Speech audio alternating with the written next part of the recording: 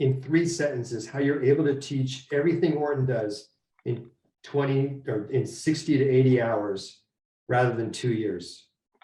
Okay, number one is I group things together.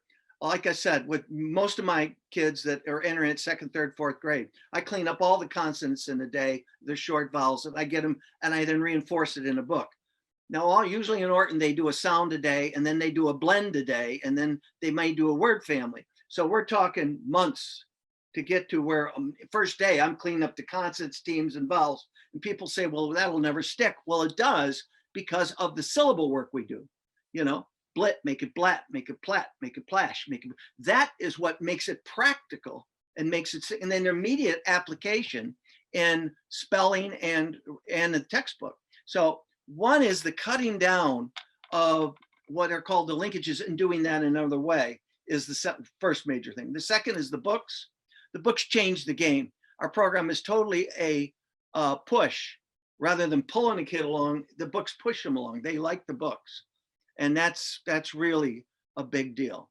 When you ask for the 3 major points, I would actually put the starts as number 3 and fluency is number 4, because the starts is what makes us dramatically different than anyone else. And that's just my experience teaching at schools. I mean, I find I'd have a phonics group that was like a lower start, more phonics. Then I'd get kids who come in who were higher, that had just needed a few sounds. And I did directed reading where we taught at the syllable level. And then I had whole language kids who could read, who needed to deal with thought, writing, and high level reading. And so I would train 3 different groups. So it was from working with that when I just basically transferred that to the phonics, where if we have a child who knows nothing, he's a start 1 and we have books for it. If he's at 1 syllable, he's a start 2.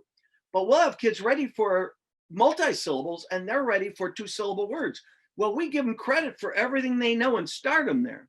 But we'll have a start 4 who's had a lot of work and comes to our program, and a lot of programs would start him over and we start him right where he's at. That's the big difference. So a start 4, we will give him credit for everything he knows. We'll put him in a book that's challenging and we're off and running.